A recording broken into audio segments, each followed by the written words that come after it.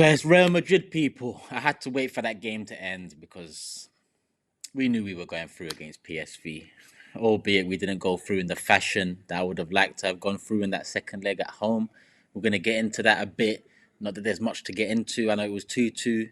There was goals, but in terms of performance, much left to the imagination.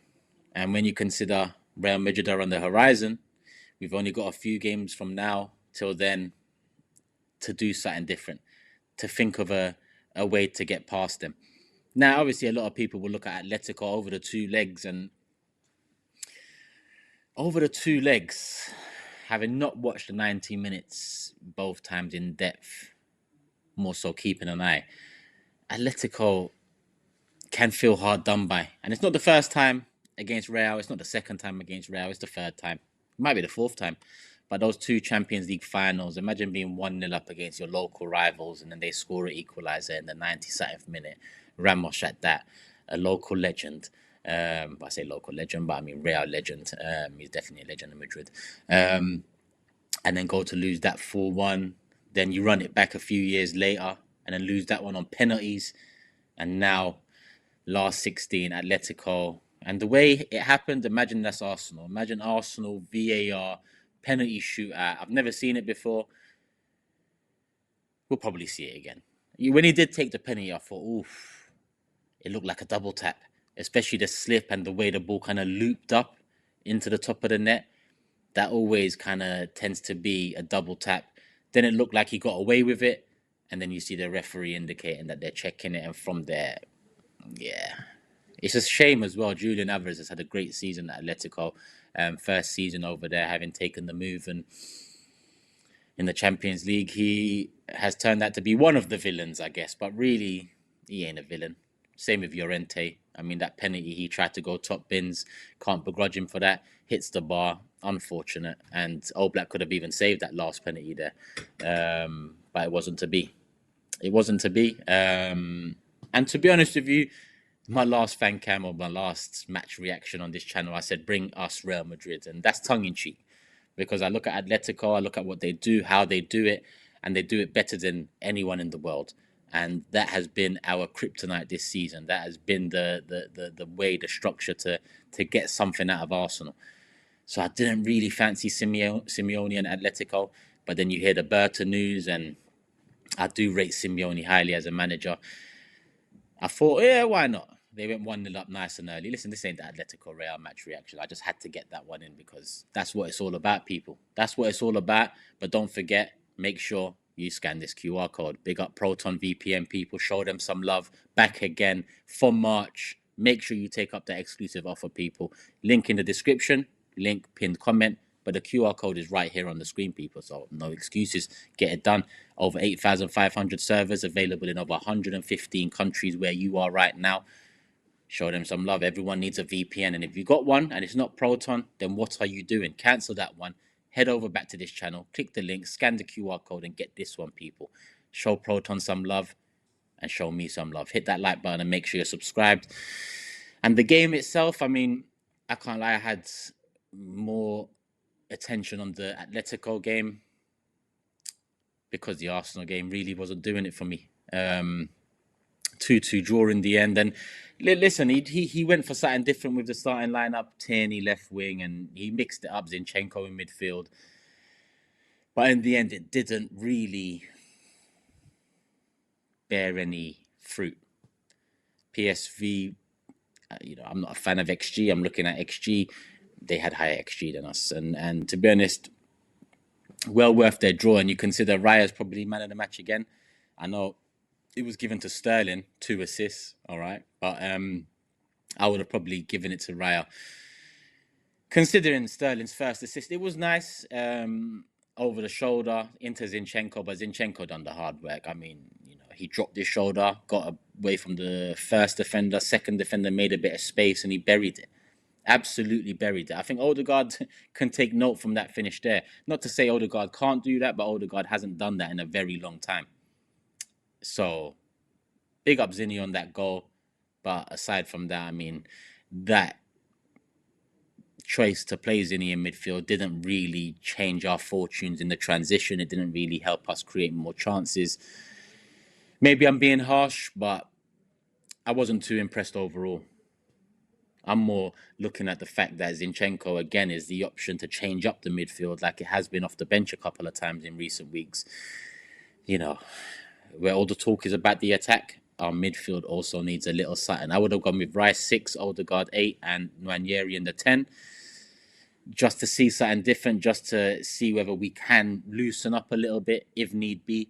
Because how many times this season, low blocks stifled, 10, 15 minutes to go, and there's a lack of fight, there's a lack of invention, there's a lack of an ability to create something out of nothing. So it would have been nice to have been able to flex that a little bit, but it wasn't to be. It wasn't to be, and PSV got back into it. Perisic as well, great finish. I can't lie to you. Bit too open in behind, but a great finish from Perisic. And it was 1-1 at, well, I was about to say 1-1 at half time. Obviously, Declan Rice got his header. Sterling, this one, great work.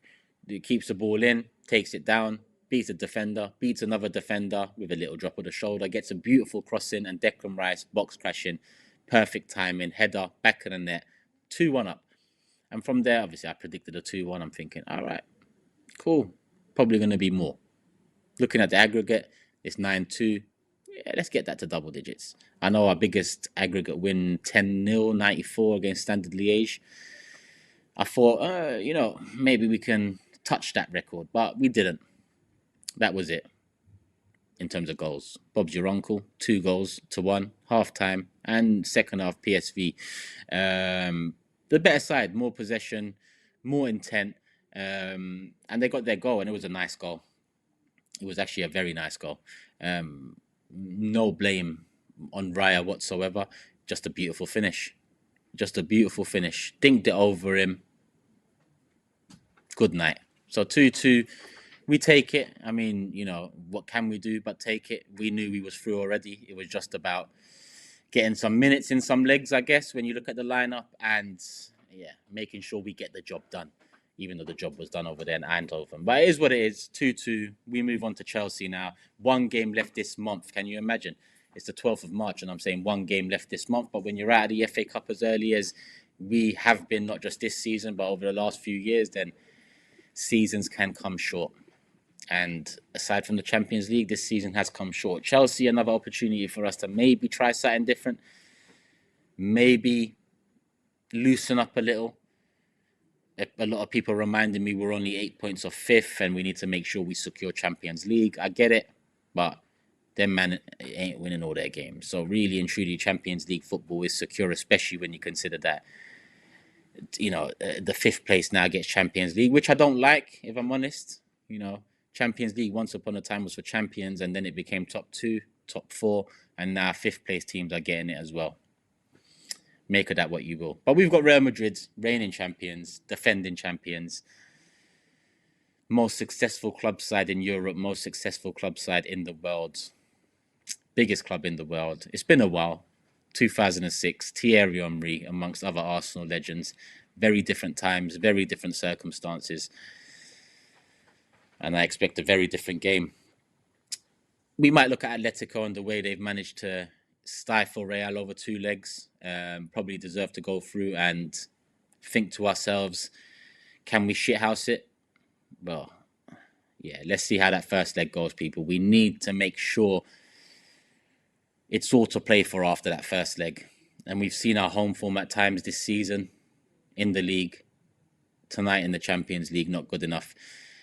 And you've just got to hope, pray that we pull something out the bag against Real here at the Emirates in about 2.5, 3 weeks, or just 3.5 weeks. It's going to be confirmed shortly. 8th or 9th of April, Arsenal Real. Mad one, people. But I'm going to call it a day here. I mean, the match reaction, I don't know if you expected more. It is what it is. I expected more as well. So if you expected more and you're disappointed, I'm sorry. I expected more and I'm disappointed. But Real Madrid, round the corner, something exciting at least, something to help kick the can down the road a little, because our Premier League dream's over. FA Cup, we're not in it. Carabao Cup, knocked out in the semis, the finals this weekend. So Champions League, Real Madrid, bring it on. One last roll of the dice. It is what it is. Love for the love, people. Hit the like button. Make sure you're subscribed. Obviously, scan the QR code. Show Proton some love. Link in the description. Link in the comment section. You know what to do, people. Couple games left of March. Make sure you get that exclusive offer.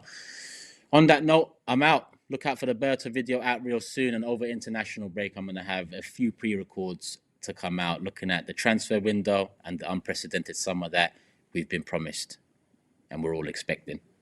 Look out for it, people. Make sure you're subscribed. Put the notification bell on and you won't miss it. I'm out. Peace.